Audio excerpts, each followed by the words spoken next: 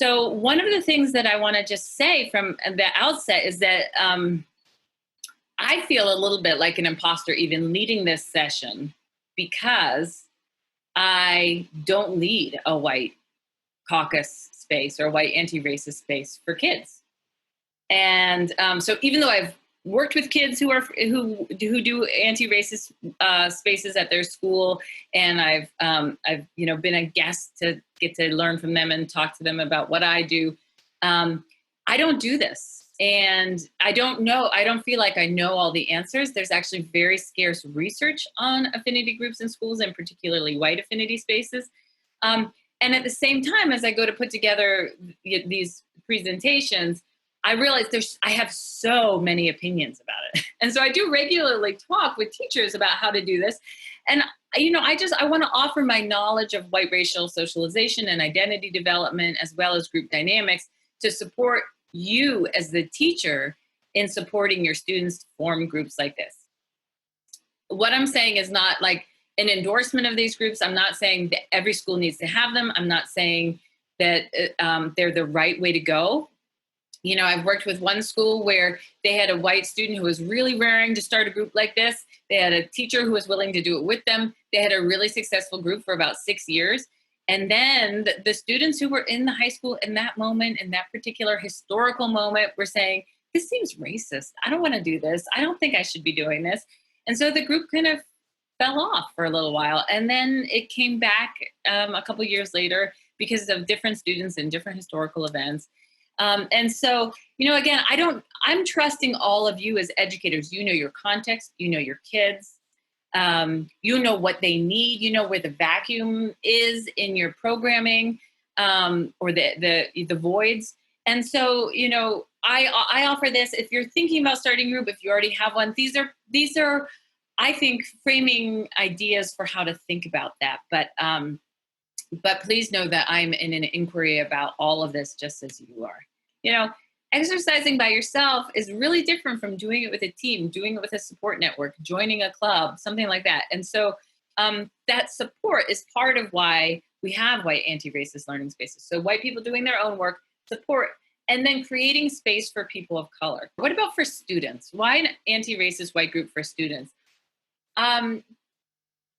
One piece of this is that we're building healthy multiracial community. So we're creating a space in this community to help white kids learn what they need to know in order to be contributing members to a healthy multiracial community. And that, part of it is just thinking about that white students need something different from students of color in order to be able to participate in that community. So that's one thing. A second point is that our kids are growing up in the 21st century, in which racial competency is a required competency for professionals. I mean, we can see this all around us, people clamoring for racial competency at this moment. But it's not just at this moment, it's been happening for years. And so the idea is that this is a 21st century skill of any educated person, and that we're creating opportunities for kids to hone it. And then, another way I think about this is in terms of an anti-sexism group for boys. So I think what's hard about it is that you're asking kids to access the knowledge and awareness of their own mainstream identity as white people in order to work against an oppression that doesn't directly impact them the way it does their peers of color. Similarly, like to ask boys, teenage boys, to be in a feminist group or an anti-sexism group. I have a colleague who might be on this call whose son is in college, and he just started his activism is starting therapy session for men, because not enough men go to therapy and they end up relying on women to meet their emotional needs in very problematic ways. When we think about creating anti-sexist spaces for boys, there's so much liberation there in terms of their relationships with girls, but also in terms of themselves, that they could learn how to be in relationship to girls and to women in ways that would help them to have fulfilling, equitable relationships. And this, as they begin having relationships, it makes sense that we would do something like this.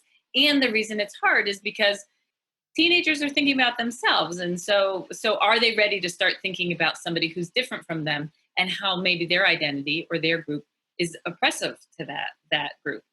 So, when we think about racism, it's like, if kids are old enough to be doing offensive things to other kids, then they're old enough to think about what is offensive and what is right. So as we think about the goals, as we think about what are the goals that inform how you spend your time, there are two primary goals for me of a white anti-racist space. The first is positive racial identity development, and the second is building healthy multiracial community. Those two ideas are going to frame what we do here today, and so I'll talk about both of them, but in more depth. But I just want to share two quick stories. First, in terms of positive racial identity development, these two babies are my kids, and they're bigger now. But I really, when I think about what do I teach them about race and racism, I think about helping them grow into white people who love themselves. It's very important that they love themselves, because if you don't love yourself, it's very hard to give any love to anybody else.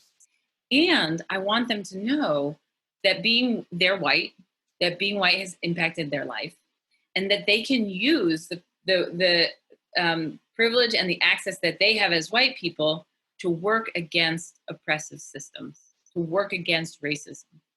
And so what that means is that I've been in an ongoing inquiry since they were babies about what do you say to kids so that you can help them develop a positive racial identity, a positive, aware, conscious, anti-racist identity as a white person. What does it look like when a kid is 5 or when a kid is 10?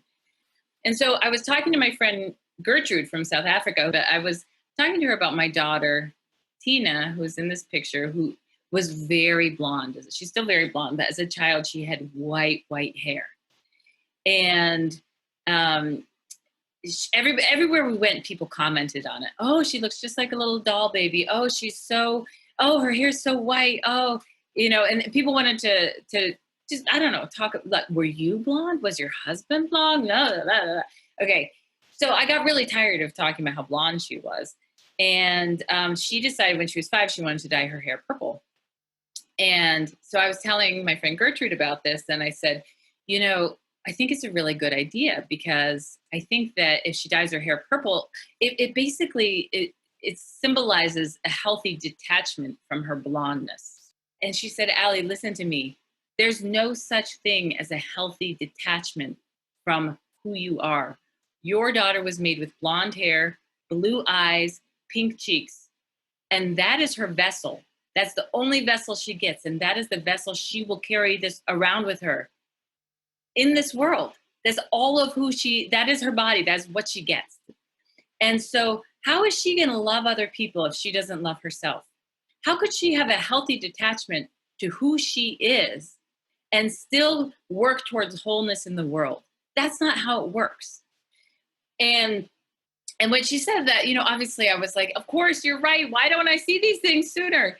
And at the same time, I continue to feel agitated by how much affirmation my white child gets for her hair when I know the children of my Black friends and colleagues are not getting the same kinds of affirmation. And yet I have to continue to return to the idea that is not her fault.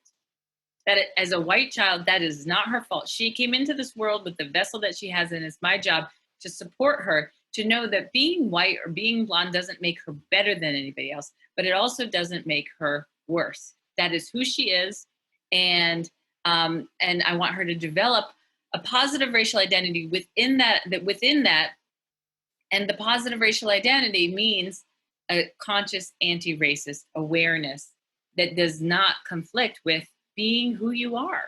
The second one is building healthy multiracial community.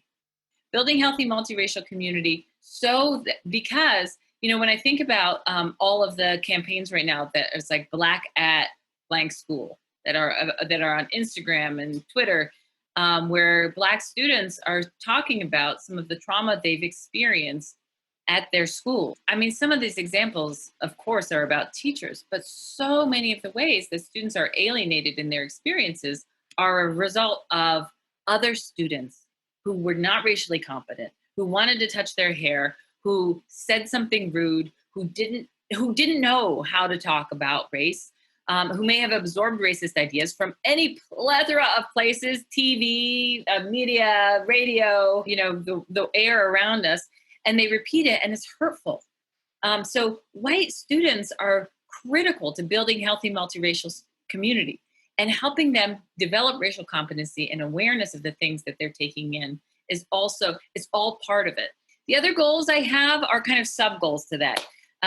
Building relationships, having kids in the group build relationships, having a supportive network of allies, a team, if you will, for the training that people are going to undergo in order to be on an anti-racist path. The joy of unlearning racism. There's so much joy and excitement in taking away some of these stereotypes and biases that we learn. And I think we don't emphasize joy enough when white people do anti-racist learning.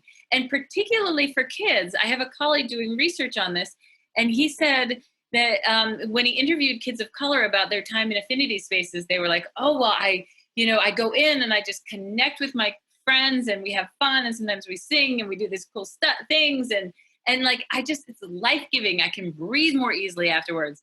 And the white kids come out and they're like, well, I feel kind of guilty and I learned some definitions, and it's like, okay, both of those things are part of white anti-racist learning. But what about the joy? What about the excitement of like doing white differently, about making a different world? Other things to do, opportunities to practice talking about race, connecting with peers of color. I believe that if you're in a white affinity group, that part of what you should be doing, the adults in your lives should be doing, is establishing opportunities at least once or twice a semester to get together with the other affinity groups in some kind of other form, either like affinity group get together or a like diversity club type thing that everybody can belong to. I think that like it's weird if a white kid joins a group, an anti-racist learning group, because they want to work against racism, but then they never interact with their peers of color. It's kind of like it's a little backwards. Like I don't want kids just to know the technical definition of privilege. I want them to be able to exist and live and contribute to a healthy multiracial community. And so they have to, at some points, have ways that don't kind of tokenize or invade the spaces of students of color, but that create opportunities for connection or for doing a project together. Joining against racism, not against each other.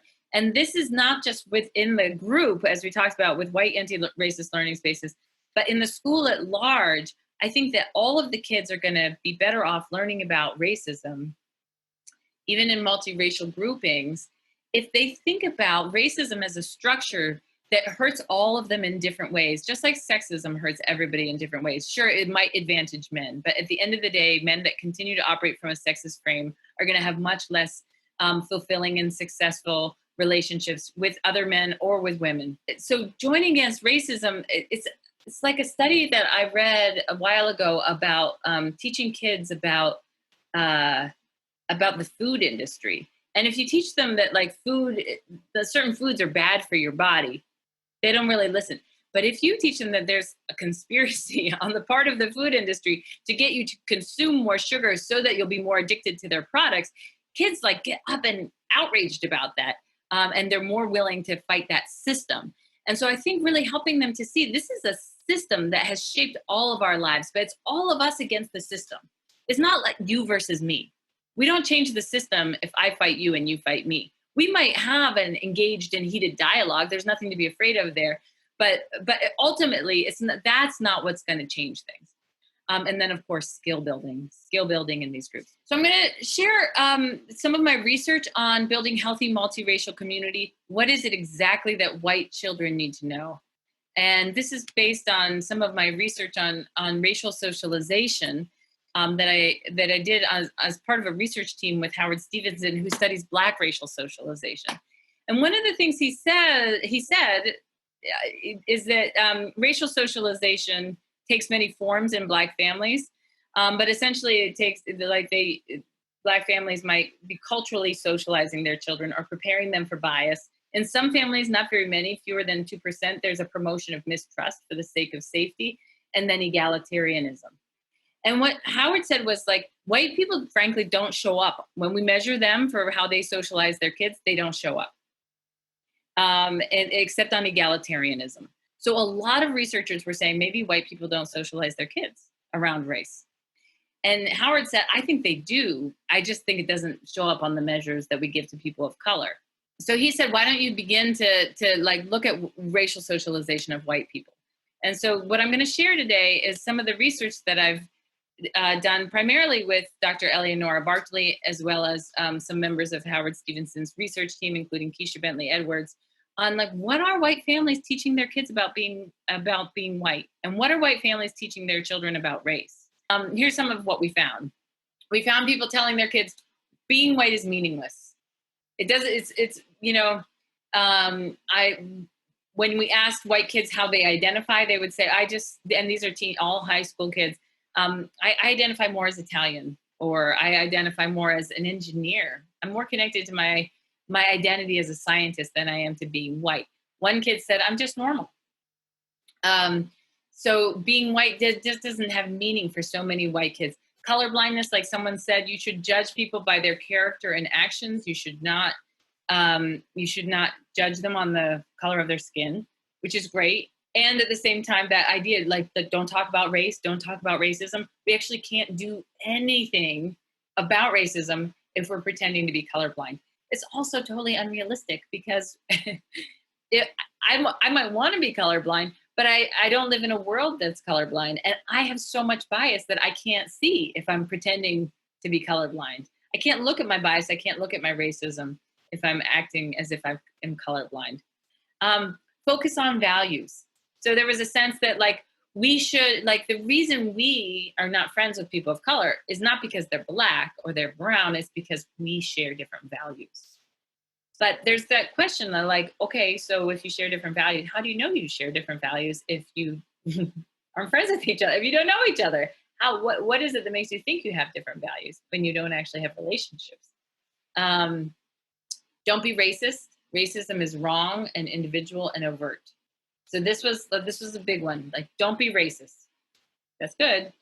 But there was this very narrow definition of racism in which it was like the KKK, like racism is perpetuated by individuals who want to reinforce the racial hierarchy, who will use violence to demonstrate that they believe white people are better than all other people.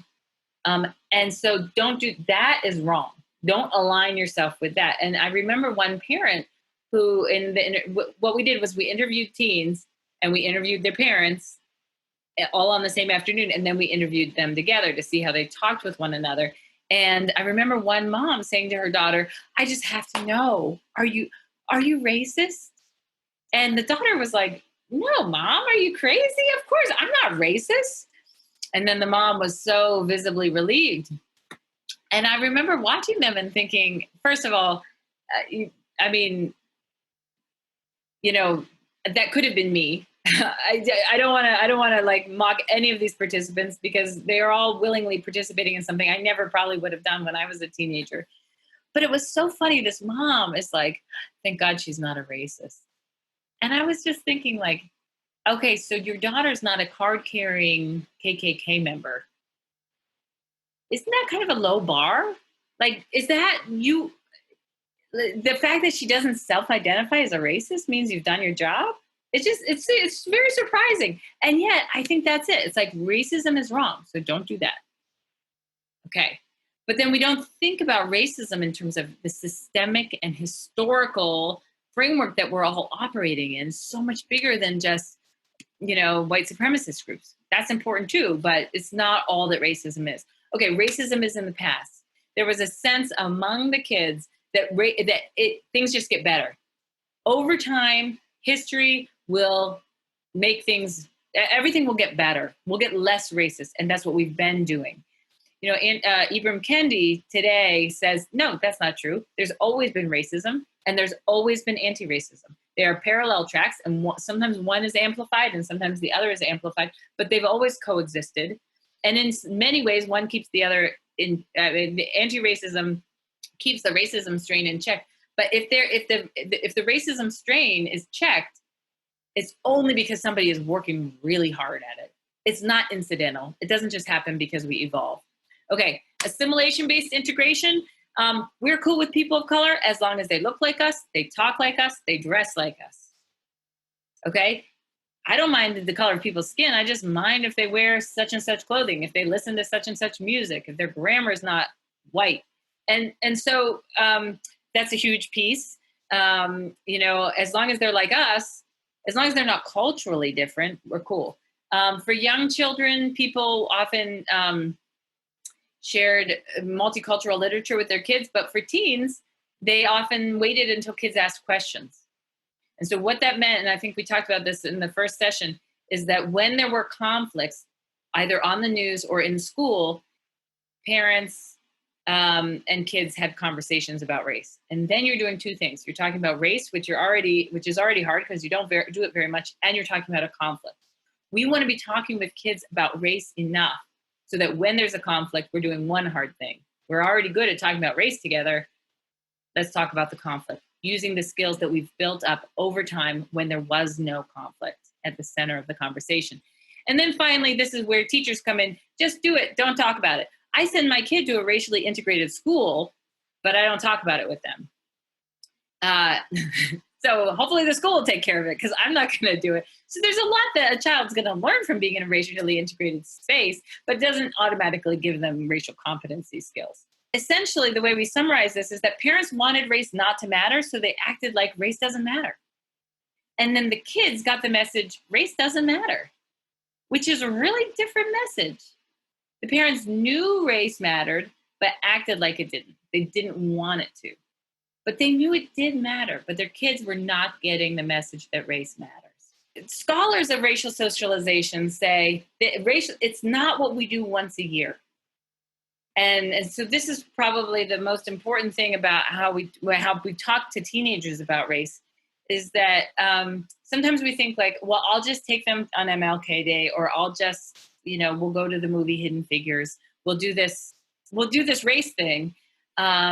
And the rest of the year, we don't really talk about it. And what they say is that if most of the time you're not talking about race and racism, then your method of racial socialization is colorblindness. If you want to be raising anti-racist white kids or teaching anti-racist white kids, you need to consider what you do consistently, persistently, and in an enduring fashion. That is your form of racial socialization.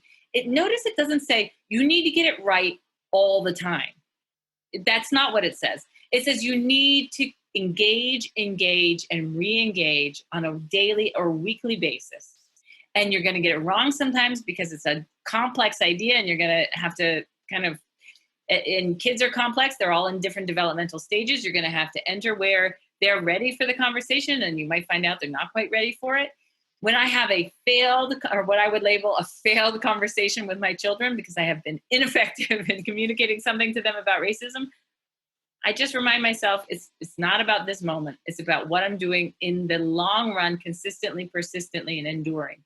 So even though this adds a little pressure to, like, when I talk to my students, I don't want to have a colorblind classroom. It also says, if I make mistakes, that's okay because I'm going to keep on doing this. It's not like I just get one chance per year. And having a white anti-racist learning space for kids could create more consistency and persistence in their opportunities to develop racial competence. So what do white kids need to know about race and racism? I have some infantile pictures here, but these are I'm thinking mostly about high school kids in this session, and maybe some middle school kids. What are some of the things they need to know? They need to know talking about race is not racist. In fact, what they need to be able to distinguish between racial talk and racist talk. This is an idea that comes from two anthropologists, Omi and Winan, who say, as a society, we tend to say, oh, you're racist because you talked about race. My aunt just the other day said something about somebody who was Black, and she said, but I don't want to be racist. It's like saying somebody's Black is not racist. There's racial talk that helps us better understand racial dynamics, helps us better understand racism, and helps us talk about race. If we can't engage in racial talk, we cannot do anything about racism.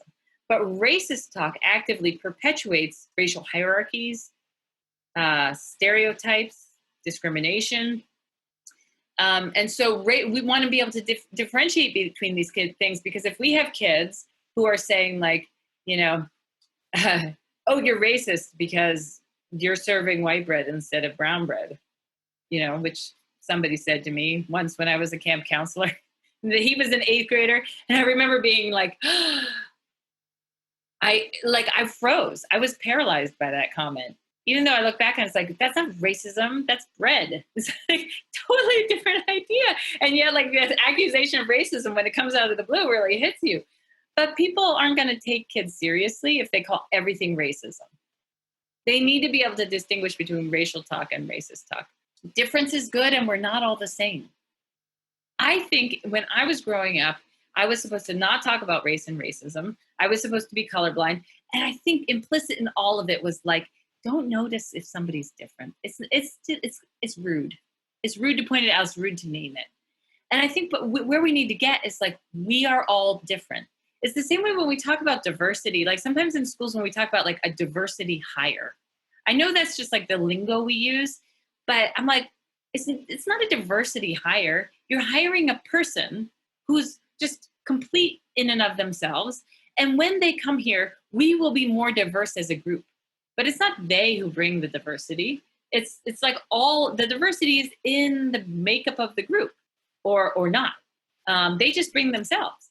But difference is good, and I want kids to start, understanding like not only that difference is good and that it's okay that we're not all the same, but what makes you in particular unique and special. And it might be your racial background, it might be your hair color, it could be your religion, it could be where you live. But let's find out what makes you unique, because there's something that makes each one of us unique and different from everybody else, and that's a great thing. Critical media analysis skills. So this is rendering that an Asian American artist did of all the Disney princesses as if they were Asian American, and there's stuff like this all over BuzzFeed and the media where you can help kids challenge their notion of like who's a princess, help them challenge the media, and also help them think about like for older kids to really read about critical media analysis skills, how to watch The Simpsons or how to watch a movie and figure and with a critical lens. And it doesn't mean like the other day my daughter actually said to me, Mom, I think it's a lot more fun if you don't see it through your eyes. So I might not be doing this perfectly, but it doesn't mean criticizing everything they watch, but it means giving them skills so that as they are taking in, like so many mainstream movies, the very first person to die is almost always a person of color. What does that do to our psyches when we see that? That is something that if kids recognize it in the movies, they can still watch the movie and enjoy it maybe, but they have to be able to see it and recognize that pattern so that they don't take it in as like the way the world should be. Recognizing and learning about systemic racism. I actually think this often already happens in white anti-racist learning spaces. But again, when we see the system, when we see media, and when we see racism in media, or when we see the historical and systemic racism, we begin to recognize, first of all, this is not just an issue of individual prejudice. And it's not just about you and me. It's about something bigger than us. So we can work together against something bigger. So you want them to continue to be able to recognize systemic and historical racism so that they can think bigger in terms of what the conflict or the problem is. And it just doesn't become like, I'm anti-racist if I make you feel bad about yourself for saying that one thing slightly incorrectly. Because that doesn't get us anywhere. That just brings us, I actually think that plays into white supremacy, the competition that white people have with one another to be right, because we just want to be right about something, instead of thinking like, how do I help that person join this path so we can work together against this big system? recognize racism affects all of us, and anti-racism action is relevant to all of us. I heard a white high school student once tell me a story about um, how she had asked some other white students to stop using the N-word. And what she said to that is, they said, well, what do you care? You're white. And she was like, yeah. And the N-word dehumanizes people, and I'm not cool with dehumanizing people. So please don't use that word. And it was like, yeah, because I'm here, I'm a human, I'm not into dehumanization. So it's my right to say something about that word. Anti-racism racism dehumanizes everybody. So I, as a white person, can absolutely be invested in speaking up against it. I mean, African American history, we often teach Black history, but we don't teach that Black history is everyone's history. It is absolutely integrated. It's integral. It's pivotal for U.S. history. The U.S. is not what it would not be what it is today without Black people. And like, Black history has constantly over time challenged the U.S. to live up to its ideals of freedom and equality. This is what you said democracy would be, but you're not doing it for all these folks in the population. And it's still happening today. Black people and allies of Black people are demanding that the U.S. live up to what we said we would be as a country. And that's worth knowing. That history is worth knowing and defending for all of us. Don't let whiteness be the invisible norm. So, like, for teachers who are reading books to students, sometimes we'll point out when the author is a person of color, but then it's like we're just silent about the whiteness of the white authors, or we're silent about our own whiteness.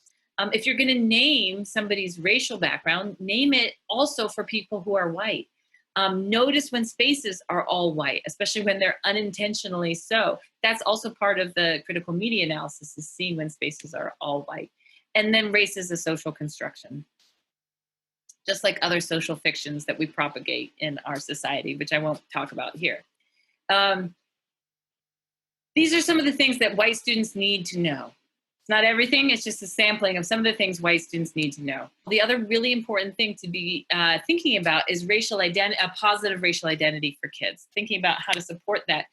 And a positive racial identity doesn't always mean that you're willing to go out and hold a sign.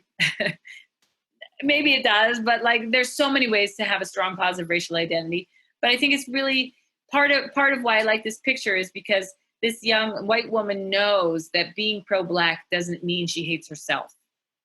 That she can be pro-Black and pro-self, who she is. I don't say pro-white because it's loaded. It has other meanings, but she can be okay with herself as a white person and still value her and fight for her Black peers. So racial identity development was defined by Beverly Daniel Tatum, and she wasn't the first, but she defined it as the process of figuring out for yourself, of defining for yourself the personal significance and social meaning of belonging to a particular racial group. So what does it mean to me to be a white person?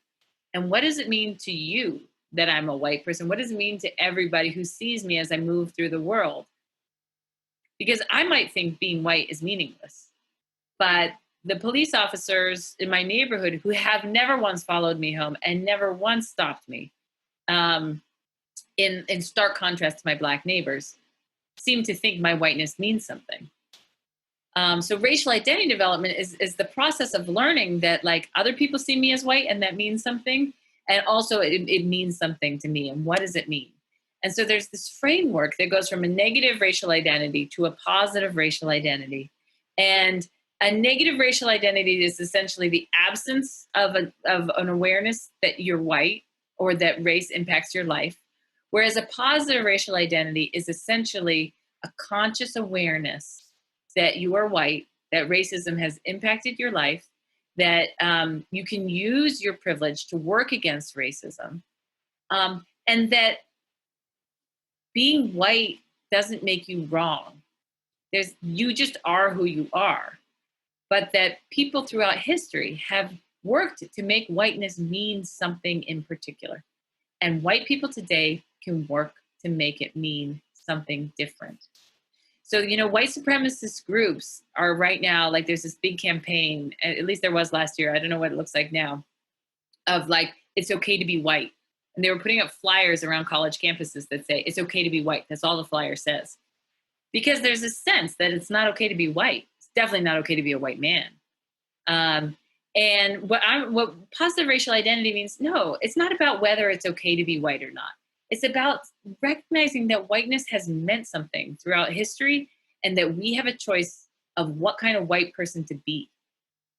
And that you can be a different kind of white person. So positive racial identity helps you move in that direction. Just briefly, the stages are contact. Contact is when you have first contact with the notion that racism exists, and you might, experience it through a movie or a relationship with a friend. But I went through the first 18 years of my life just like thinking that racism had nothing to do with me, and that being white was irrelevant to my life. So I had a negative racial identity for 18 years. And then contact kind of hit me when I got to college, and I had to go to an African American literature course, a required course where I first was challenged to start thinking about racism and thinking about myself as a white person. Disintegration is when you have this neat little worldview that starts to crumble because you're learning knowledge that you didn't have before. And so your view of the world starts to disintegrate. I went to college thinking the world was fair and frankly thinking there was a God, which like I still believe that, but my conception of it has changed a lot. But it was freshman year, they were like, actually, if you work hard, you get ahead. That's a myth. That's the myth of meritocracy. That's wrong. And then I had this philosophy class where they were challenging me to consider maybe there's not a God. That's irrelevant to what we're talking about here. But I felt like my whole world was falling apart because suddenly all these things that I had believed were starting to disintegrate. You should be colorblind. No, don't be colorblind. You should treat everybody the same. Well, the world doesn't treat people the same, so you need to pay attention to that. And it was like, oh my God, nothing I learned is right here. And so sometimes people go through what is called reintegration. So your worldview starts to disintegrate, and then you're broken open, and you just feel a lot of sadness and guilt and confusion. And so a lot of people don't like to feel those feelings, and so they reintegrate. And reintegration is basically when you say, I know enough about racism to know I don't want to know anymore. It doesn't make me feel good, makes me feel crappy, makes me feel guilty. I think people of color should work harder. I think if they're having trouble, it's because there's something wrong with them. I don't think there's like some conspiracy, some system of racism. And you start to reintegrate. People in reintegration will say things like, I'm never going to get this right because I'm white. So I feel like I'm in reintegration all the time, to be totally honest. Like I can see myself in reintegration on those. And this is why I need a support network of white allies. Because when I'm being fragile, when I feel like, oh my God, I got it wrong again. Why are people of color so sensitive? I'm never going to get this right. And they're just misinterpreting me because I'm white. If a person of color said that, it wouldn't have been wrong. When I feel those things, I have to say to myself, or I need a white ally to say to me, you're reintegrating. It's okay. Take a step back, do those things that ground you, ground yourself, and then come back in, because you're not going to be helpful right now. People in reintegration are hostile to people of color, and they often like to mock, white people who are trying to be anti-racist. They're not pleasant. But frankly, I need to be grounded because I need to be able to meet other white people when they're in their reintegration stage. So continuing to move on from reintegration, pseudo-independence is like the beginning of a positive racial identity that you start to kind of get a hang of things. You're like going to workshops, you're learning, you're reading books, and you start to feel like, I know what this racism thing is. I know I'm white. I'm going to start making change. But you still act from a place of internalized superiority. You still really think about racism more than you feel about it. So pseudo-independence is like, I'm moving, I'm taking action, but I might be doing it in ways that are oppressive. And that's why I need to I need an accountability partner. I need to keep checking in with people about the stuff that I'm doing. I need to take action, and I need to be reflective of that action. My big pseudo-independence moment was with a small multiracial group that I was moving with through this workshop that I took for 5 days called the SJTI, the Social Justice Training Institute. It's a great workshop. And I had this little home group that we kept meeting a couple times a day throughout the workshop. And there was an Asian American woman in my group who did not like me. Who knows? Who knows what she felt? I don't know what she felt, but I felt like she didn't like me. And we just kept kind of like not hearing each other. And at one point, at the end of the workshop, she said something to me. And my response was, look, do you know how many books I've read about this topic? And she was like, really? Because if you had actually read that many books, you would not have just said that to me. If you had understood those books you read, you would not have just said that. And in the moment I was like, oh my God, you're right. But like, it's so hard to hear. Like, I'm trying to act out of my power, out of my, trying to be a powerful force for anti-racism, but I'm also acting out of my oppressiveness and my sense of internalized dominance. And so I need to move past that. And I need to call a white ally who's going to help me snap out of this, because that whole workshop really made me question the ground I stood on for a while. So immersion is when you really start to immerse yourself in trying to figure out what does it mean to be a white person in the context of a heavily racialized society in which resources and opportunities have always been distributed based on race. What does that mean for me? How do I navigate being a white person in this racially unfair historical moment that has been created by the 500 preceding years? What do I do with that? And it's immersing yourself in trying to figure out who you are. And sometimes this is the stage I was in when I was with my South African family, where I was like, I'm just going to live with Black people, and I'm going to shave my head, and I'm going to pretend I'm not white.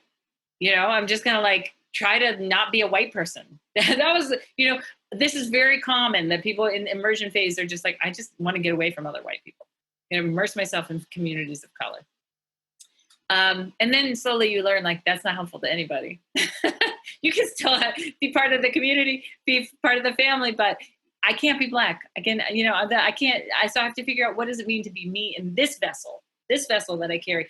So autonomy is when you start to find ways to use your whiteness to work against racism. And that's the positive racial identity state. That's where we want to be getting white kids. So again, like, this is not a linear process. It goes all around and around.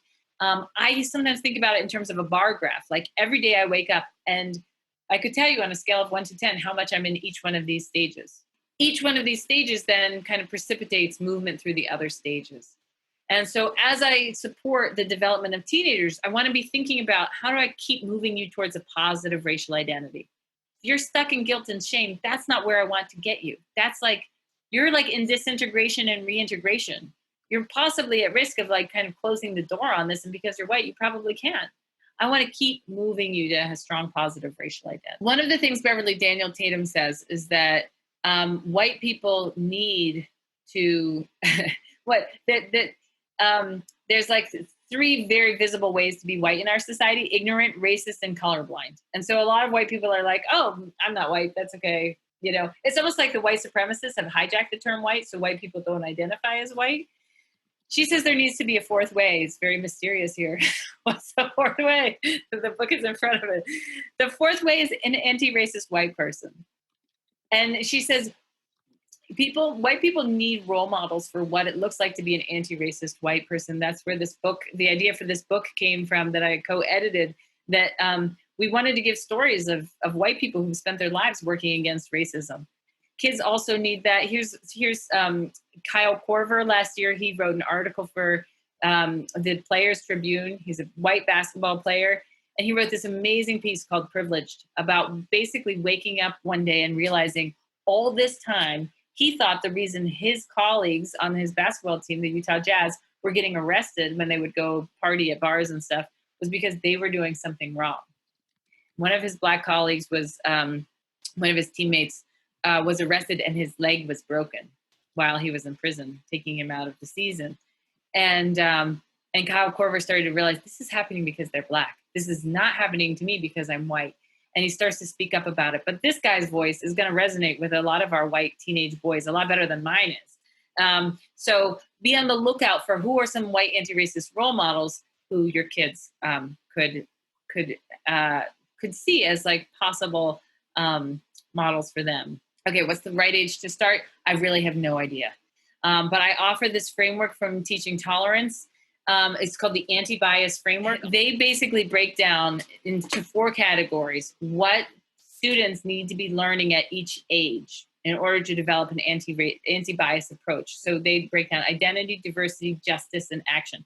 What are the actions a kindergartner should be able to take? The anti-race, anti-bias actions. What should they be able to tell you about their own identity? And diversity is what should they be able to tell you about the identities of people who are different from them? So these are just like the grades 6 to 8 level outcomes and scenarios. And again, this book, this pamphlet, this short, it's like a 15-page PDF from Teaching Tolerance, goes through all the different grade levels. But I would look at it. If I'm teaching a white anti-racist learning space for middle schoolers, what is it that they're supposed to be able to say about themselves? I feel good about my many identities, and I know they don't make me better than people with other identities. Great. That's a really important thing to know in 6th and 8th grade. It might be something you can't necessarily do in K through 2. There might be parts of that you can do, and it might need to be taken further as you get older. Diversity. I know I'm connected to other people and can relate to them even when we're different and even when we disagree. Okay, so that gives me a sense of what are the skills I need to cultivate in children at this age. In terms of action, I can respectfully tell someone when his or her words and actions are biased or hurtful. Okay, so if I'm running an affinity space for kids this age, that's something I want them to be able to do. That's something I could reasonably expect them to do at grades 6 to 8. So I encourage you to use this framework to really think about what your kids should be capable of. Because sometimes we want 2nd graders to be able to have empathy for somebody who's really different, not really different from them, somebody who's different from them in a way that they're not developmentally capable of. Sometimes we want 1st graders to understand systems, and they can't. Race is actually a very abstract concept. And so I encourage you to look through this framework depending on what grades that you're working with. What do we do in these groups? First thing, with every group, you build the container, just like we've been doing with this group. This is the slide from the last workshop. You have a facilitator, you have group norms and a purpose. You give kids time to talk to one another, time to revisit their personal goals. You do a closing. All the opening and the closing help create the container. The question about what do you how do you make sure that kids don't infiltrate this group and mess around with it? That's part of building the container. Having kids apply to the group, having them fill out a form that then they have to sign with certain commitments to the group, reminding the kids of their commitment to one another. All of those things are ways you build the container. The more you have a strong container, the more you'll be able to hold difficult, challenging work together. With the kids, you can establish a name for your group and a tagline. Help them self-define what's happening in that group. Ask them, what do you want to do in this group? What do you want this group to be for? Because they're also going to want to have some agency in how it's working. I think in every group, part of building the container also is doing a go-round. That's usually the opening and the closing, but it can be in the middle. Having some question that every single student answers so that you have everybody talking into the large group, so that you have a read on everybody in the group. That also builds the container. Learning about racial identity development together, especially for high school students, so they have a sense of what, and I mean, Beverly Daniel Tatum actually says that it's almost unethical not to teach people learning about racism about identity development, because these are stages they're going to be going through, but they won't necessarily understand them. So doing that in a way that's appropriate for high school kids. Media analysis. There's tons of great activities on Teaching Tolerance about helping kids develop their media analysis skills. That's really one of the best ways to help kids see racism as part of a system and see themselves as part of a team that's working against that system. Exploring implicit bias, having them take tests. I was even thinking about what if you had kids do some kind of project where you had a certain sample of people at your school, students and faculty, take the test and submit their results in an anonymous way, and then look at it as a community. Role-playing responses. If I'm not in the anti-racist group, does that mean I'm racist? Or, kids will say, well, aren't you in that racist white group? I encourage you to role-play with kids and to, think about that's part of the skill building. And it's a part of the practice. There's no reason to assume that they would know exactly what to say the first time something happens. Say they're a white kid with a big group of with 3 other white kids. They're in a car, and someone's blasting some music, and they're all shouting the N word when it comes up in the music. What do you say? So you put the 4 kids in 4 chairs, or you get them together on Zoom, and you have the model like, okay, what would this look like, and how would we how would you intervene with this situation? And you practice it, and then you stop, maybe you talk about what worked, what didn't work, what helped you feel a shift if you were one of the kids in the car who was shouting the N word, and he's like, what helps you kind of see the point that's being made, and then let's practice it again. There's lots of other activities that you can do on Zoom that I just encourage you to do because they're group building activities. One thing you can do is ask people to connect to the other people on Zoom. So I know some of us have our cameras off, but I just encourage you to kind of like put your hands up in a way that you're touching the screens next to you. So you're just connecting. You feel the connection with those people?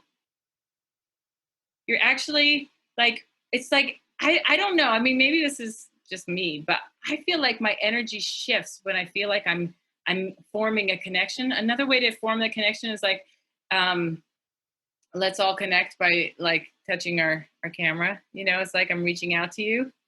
I can see you. Another thing that you can do just to shift the energy on Zoom so it's not so like heady all the time is to just like go follow the leader. So put your hands up like this, and then you have to do what I do. Try to do what I do.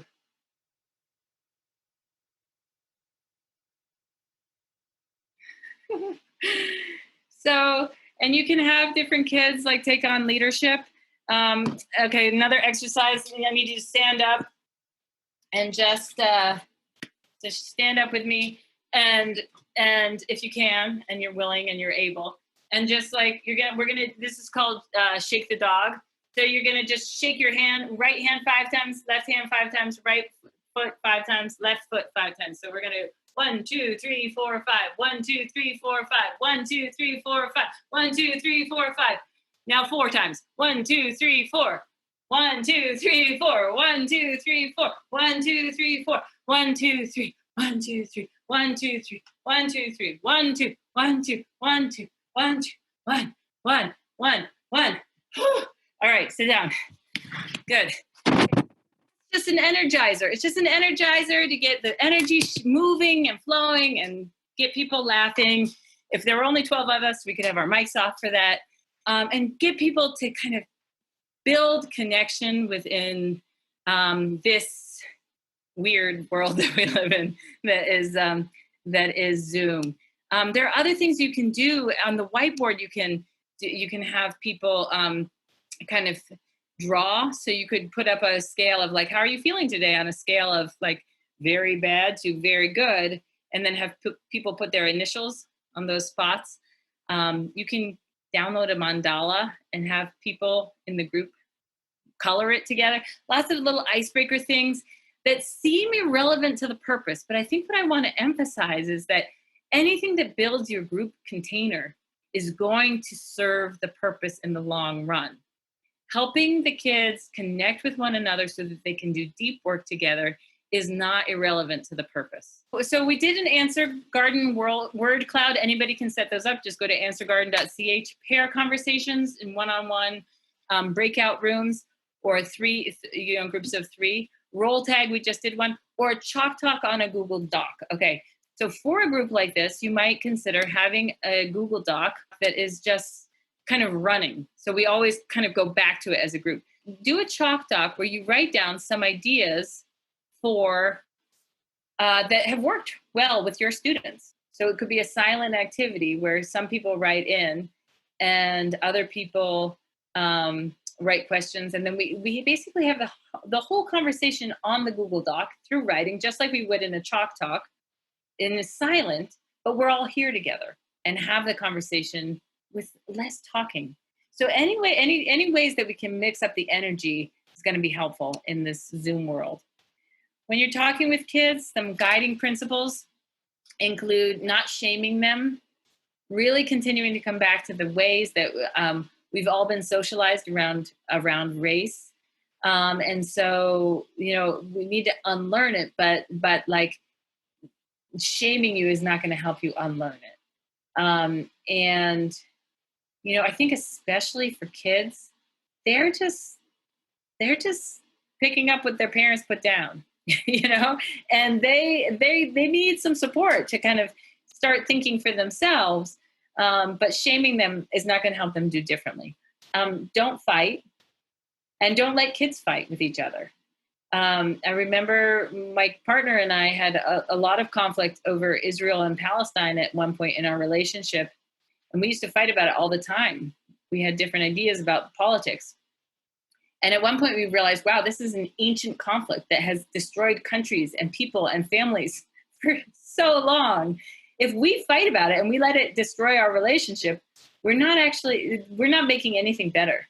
We're letting the conflict win. What if we help each other learn and we stop fighting about it?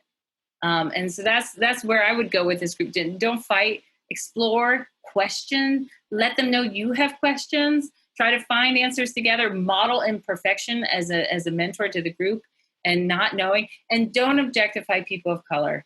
The example that comes to me with that is parents saying, I really want my kids to be part of like multiracial friendship groups, but I feel like the other parents just like take pictures of my kids and then put them on Facebook to show that their kids have Black friends. So then I don't want them to play with white kids because they just get objectified.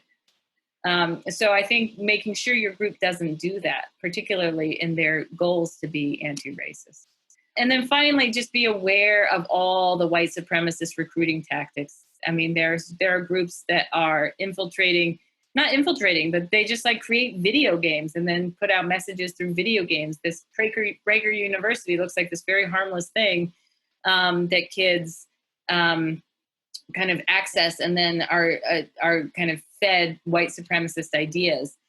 So I encourage you just, even with kids, to do some research. There are two great researchers, Shelley Touchlook and Christine Saxman. I can put a link to their work, who write a lot about recruiting methods of white supremacist groups. And I encourage you to check those out because the kids should be aware of them. They should know about them for themselves and for their peers. As you wrap up this video, I just want to thank you for being a part of this workshop and for putting the time and energy in to think about how to lead your white anti-racist learning space in a way that is effective and supportive of the people who are in it so that they can be supportive and effective in their work as anti-racist white people. My hope is that we do this work well in ways that generate more courageous and more competent white people who can stand up and be counted in these times. Thank you for the effort because I do believe it's worth it. Just one note about my other work is that I'm an educator. All of my writing is really a response to questions that I have asked or that other educators have asked me, such as how does white culture look? What does white culture look when in schools, for example? Or tell us more about the stages of racial identity development. I need a reading on that. All of my writing tries to address some of the common questions that come up for white educators who are working to develop a racially competent practice. So if you're interested in hearing any other talks from me or looking at my writing, you can find all of that at my website, alliemichael.org. Thanks again for all your good work, and I look forward to crossing paths with you out in the world.